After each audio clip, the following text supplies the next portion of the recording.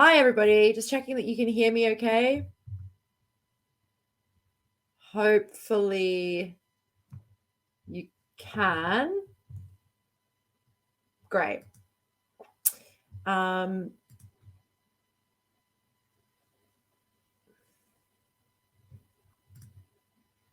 perfect. I'm just getting, my internet is not great. I'm in the process of moving house currently. So I am sorry to say that my life is in shambles, to kind of say the least. So I appreciate everyone's patience with me. And thank you so much. So I've got 15 minutes. I'm going to race through this as quickly as I can. I just wanted to say thank you so much to the amazing session beforehand. I think a lot of the conversation there from Laura was, really spot on and definitely reflects the same thinking that I share. Cool. So we're going to talk about hiring for culture fit. I'll try to make this a little bit interactive, but first a tiny bit about Whereby myself. Basically, I think the answer to this is relatively easy, or at least I'm going to present it as such. The two things that we're going to think about is culture as a marketplace and how to identify who your key market is in that frame. Great. So a bit about Whereby. I'm not going to give you the full spiel, but just so you know, in context of everything I talk about today, Whereby is a tech product. We are on a mission to create a world where anywhere works. We are a fully remote business, and we are a video conferencing platform that works directly with developers that are developing any kind of application or website or tool or product that requires video meetings or video conferencing built into their software. A bit about me. I am Chief Operating Officer of Whereby, but before that, I have a background in people, operations, legal, and in talent. And I've been working as an advisor and mentor to many different startups and companies throughout Europe as well. Great. So first question. Every time we see a pink slide, that's going to be a place where I'm going to be reading the comments, looking for answers. Right now, every single person on this chat is building two products. One of them is the product that you are selling to your customers, but what is the other one? If anyone can type into the comments what they think the other product is that they're building is, or how to describe it.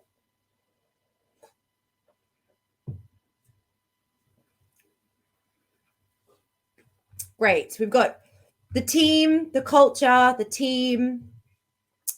Yes. So I think this is broadly on the right path. The way that I think about it is that you're building two products. You're building the product that you're selling to your customers and the product you are selling to your candidates. I think about culture and your team or your company as a subscription product. And every single month, all of your team members are choosing whether or not to continue to subscribe to that work experience, to that employee experience, to the culture, to the team, however you want to describe it. And if someone decides to hand in their notice, that is them essentially severing that subscription that they have with your product. So when you're taking that mindset, I think it is generally, much easier for engineering leaders, product leaders, commercial leaders to think about how to build a team when they're wearing that product hat. So that's how I always speak about people operations. And that's the way that we're going to speak about it today. So if we're thinking about your culture as a product, then all the different companies out there is a marketplace. Employees have this huge, beautiful, vibrant marketplace of different types of cultures and companies that they can go and work for. And yours is just one of them. So the best way to stand out in the marketplace is to have an opinion, to know what kind of company you're building, and to be doing a really good job of that. That means that you're going to be attracting the kinds of people that will help you strategically. And it also means that you're going to be retaining the kinds of people that you want to continue to subscribe to your culture because they're a good fit for you. Laura made some great points about wanting to make sure that you have team members that have good communication skills, that care about others, that are respectful. The session prior that was talking about diversity and inclusion in hiring. All of these things, in my opinion, are kind of table stakes. I agree with Laura that these are non-negotiable things. So I'm not going to say today, let's work out how to assess whether somebody is respectful, because if someone isn't respectful in an interview process, that should be point blank, right? You should have mechanisms making sure people are respectful, that people aren't racist, homophobic, sexist, etc. And those checkpoints should be happening throughout the entire time you have people working your team. However, there are many things that some people might find really difficult or unsavory or uninteresting at your cultural marketplace that they might love in someone else's. I worked at Goldman Sachs, and that is a culture that is very specific. Goldman Sachs is almost like aggressively good at talking about what kind of culture they're building. And you know what you're going to get on the tin, right? And some people love it and some people hate it. And that's totally fine. Goldman Sachs knows who they are in the marketplace for culture. If you're thinking here and scratching your head saying, I don't know who I am in the marketplace of culture, or, we're just a nice place to work, then that's a bit about what we're going to talk about now today. So the question really here is like, what are you hiring for when you're saying you're hiring for culture fit? Pop in the comments what you think you're hiring for. When you read this this topic come up in the assessment today, thinking about the complete cycle of hiring, what did you think that I was going to talk about when I said the word culture fit? Was it values? Was it kindness? Was it friendliness with other members of the team?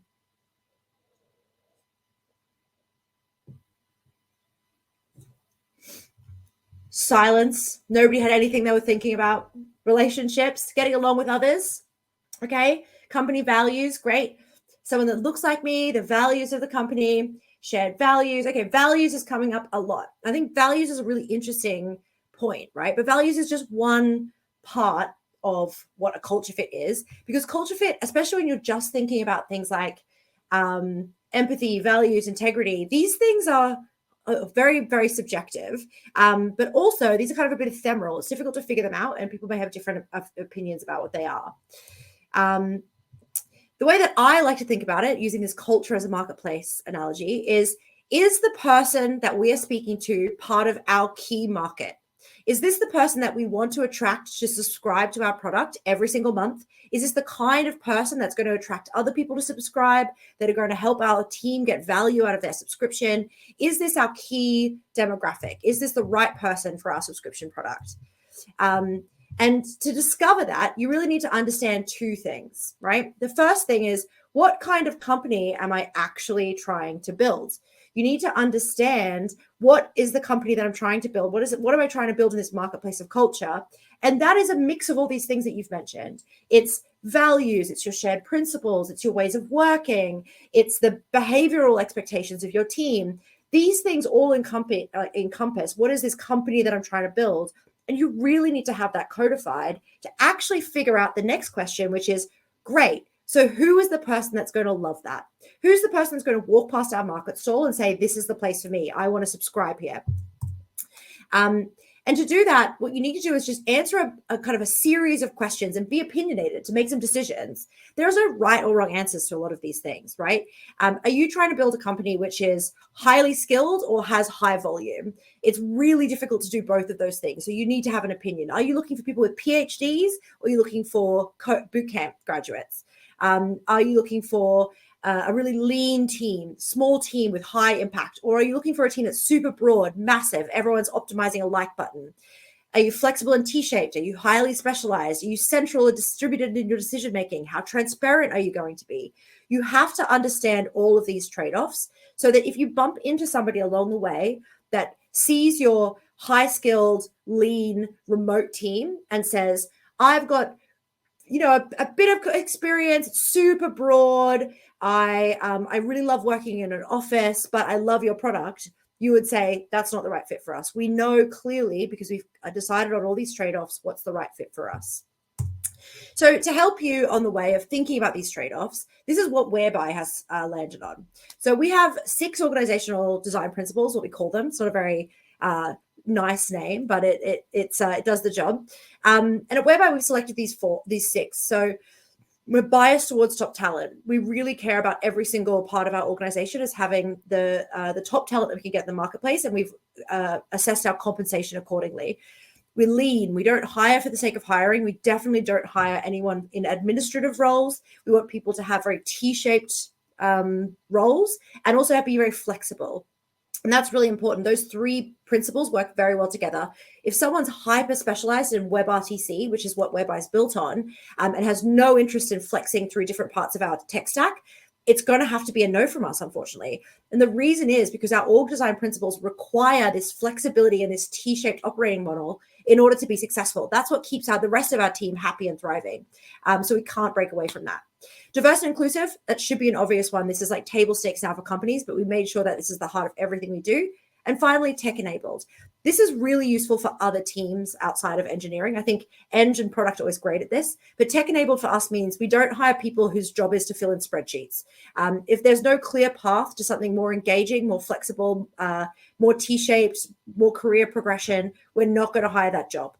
And this is what kind of drives all of our decisions alongside our values. And we have both of these two things at work when we're assessing who is going to fit into our culture. And we ask specific questions on these topics. So this is usually what I do at a workshop. We don't have time to do a workshop, so I'm just going to give everyone a minute. And what I would love you to do is just think through this alone in terms of your own company. This is the way that I would suggest you actually think about these trade-offs. And it's figuring out like, who is your product and who do you want to be buying it? So one of the first kind of trade-offs I would suggest you think about is something like employee skill versus leverage. How skilled do you want your team to be versus how much leverage do they have? And here's a kind of spectrum of where I see some different companies. High skill is like PhDs, and high leverage is like these individuals touch 20% of our revenue every single time they do something at work. And you may be all the way up on the deep mind end, or you may be closer down to like an e-com. And that's totally fine. But what this helps you do now, and like maybe aspirationally, where do we want to be in 5 years' time, is figure out like, okay, great. So this is actually part of our culture. This is the way that we want to attract people. This is what we should be assessing for. And this is something you can assess in skills, but it's also something you can assess in like whether people are going to enjoy working at this kind of company that you're building. So take a minute and think about this. I don't expect you to be thinking of your answers. But the homework I'd suggest you take away from this is like, go away and actually think like, what are the important organizational characteristics of our team today and in 5 years' time? And actually, are we assessing these throughout the process? Are we just looking at values? Are we also looking at how we want people to work together? And this is where the second point comes through. I realize I have 1 more minute, so I'm actually going to have to like go really quickly go through this. Sorry, I know there's a lot of stuff written here, but it will be shared. So once you understand what the principles look like in practice, you need to ask the question of, is this person a member of this key market, right? So work backwards from your principles, which is what we've done. And what we're going to do is I'll just really quickly show you diverse and inclusive, working backwards, thinking about some questions you can ask in an interview process. So the question we would ask here is, well, what does someone who cares about DEI look like? What would they say about how they think about diversity, equity, inclusion? Answer that question and then think, okay, great. Now that I've got an answer, what does someone care about DEI look like? They would look like somebody who would prioritize DEI efforts in terms of how they have honest conversations. They would think about other people and how they feel about critical feedback. Great. So if that's an answer, what's a question? What's a question that the answer is this somebody that looks like cares about DEI? And then just build those questions out. Make a big list of interview questions that align with your organizational principles and your values, and ask them in interviews.